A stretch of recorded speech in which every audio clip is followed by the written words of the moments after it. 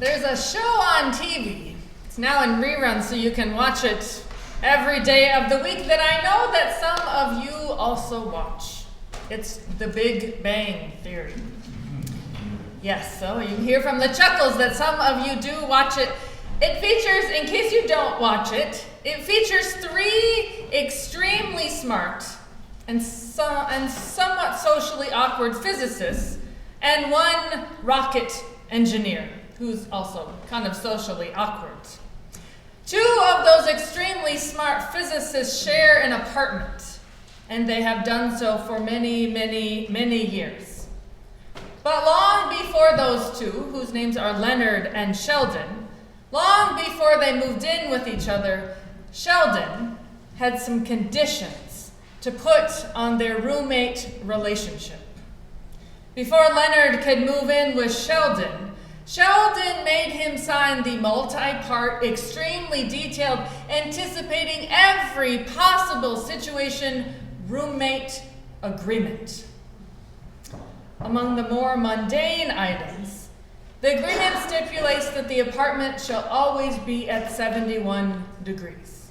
That's not too bad. But then it goes on from there. Leonard must provide a confirmation sniff to tell if dairy products are edible. If Sheldon turns into a zombie, Leonard cannot kill him. And then there's my favorite one. The one that Leonard once broke somehow and received a warning for doing so.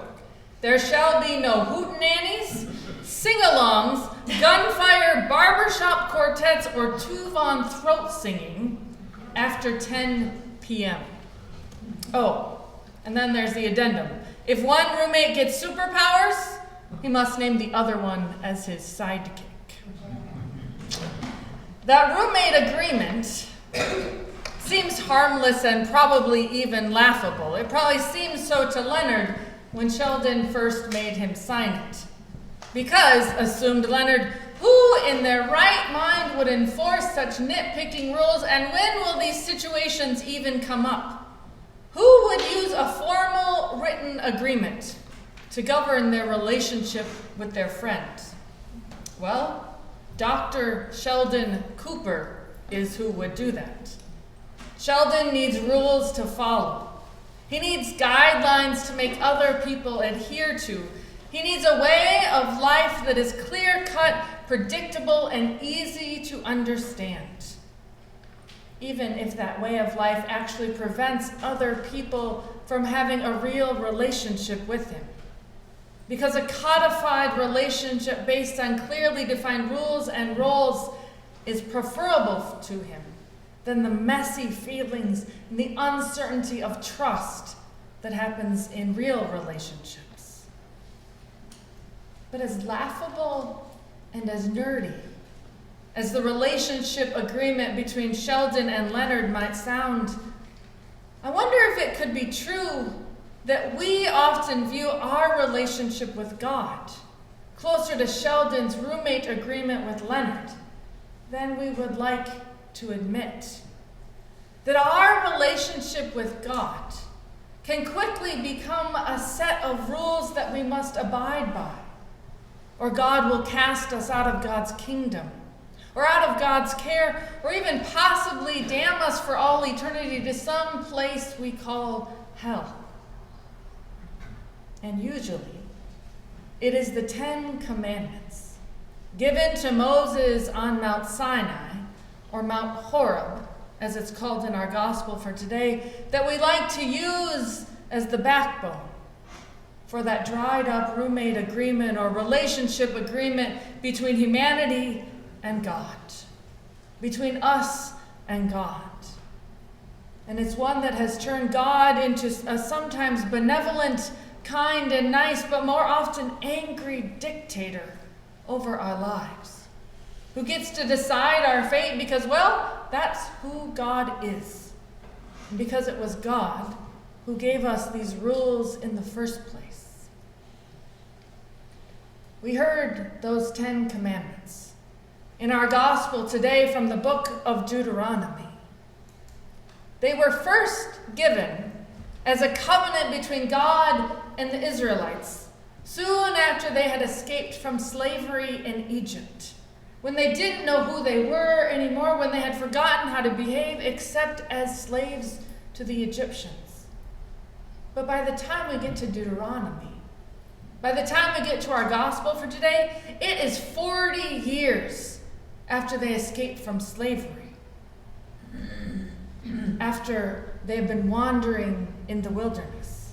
And all of those who were the first ones to escape from slavery, they have now died in the wilderness. And it's a new generation. The descendants of those people who first heard the commandments were standing next to the Jordan River, waiting to wade on through and enter into the land that God promised them after they've been wandering around in the Sinai Peninsula for 40 years. But these people who hear these commandments today, they were not present the first time that God gave them to God's people. So Moses gets up and uses his big loud voice and proclaims the covenant again. One more time he proclaims these 10 commandments to the people who God is finally guiding out of the wilderness, and renews God's covenant with them so that when they enter into the promised land, they will live with each other and with God in a holistic and a good way. Moses renews God's covenant with these people, for God's relationship now rests with them, not with their ancestors, but with them. Hear, O Israel, says Moses. Hear the statutes that the Lord is commanding you today. I am. Does that sound familiar from the burning bush? I am the Lord your God, the one who brought you out of the land of Egypt. You shall have no other gods before me. You shall not make for yourself an idol. You shall not make wrongful use of the name of the Lord your God. Remember the Sabbath and keep it holy. For once you were a slave, but now the Lord has brought you out to freedom. Honor your father and your mother. You shall not murder. Neither shall you commit adultery. Neither shall you steal. Neither shall you bear false witness against your neighbor. Neither shall you covet your neighbor's wife, or we'll put husband in there also. And neither shall you desire your neighbor's stuff. I can't say that this would be a relationship agreement that I'd be willing to sign at first glance. Not necessarily because they're not good guidelines for a life of faith, but because I know even before I get all the way through them, even just halfway through, I know that I will break each and every one of them. That each of us has already probably today broken many of this 10-line covenant. I know because we are part of a world that seems to put little worth on people's lives other than our own. I know because most of us earn a living building up and then promoting other gods, little g gods, besides the one true God. I know because even before I walk out the door on most mornings, I've been taught that it is good, that it will give me worth and even help my country to fill up my life with stuff, with other gods, and then to look busy doing it. But in truth, these commands from God, they're not rules set down to make us feel bad. They are commands from God to call us to live in a way and in a relationship with God that we as a congregation, that we as God's people have already proclaimed is who we are as people of faith. That we are already people for whom God is the center of our faith, the center of our lives, and the center of our relationship with one another. If you look back in the corner, there is a little piece of paper from our visioning team retreat, and in the middle of those 3 circles is a cross. Because we have already proclaimed that God is our center, even if it makes us different from the world that we live in. Proclaiming that God is our center is just another way to say, I am the Lord your God. You shall have no other gods before me.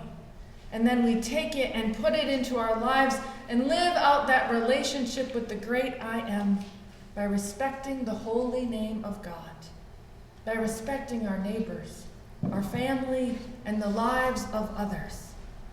And then setting aside one day in the week to worship God, our center, and to hear and to read God's holy word that calls us back again into a way of life where God is our center. These commandments that Moses gives to God's people, they're not a means for God to control us or to tell us even what to do all the time. They are God's ever-in-breaking means of freeing us from our sin and then drawing us back into a love-filled, life-giving, gracious relationship with the one God who is life itself. The I am, who was in the beginning and will be in the end. The one God who loves you, even when you're breaking all those commandments and making a mess of the sin of your lives, even as we seek to pass on our faith to the next generation and the one after us. Hear, O Israel. Hear, O people of God, proclaims Moses to you today. I am the Lord your God, the one who has given you life and love and freedom and grace. For that is who I am, and that is how I command you, God's people, to live and to love today. Amen.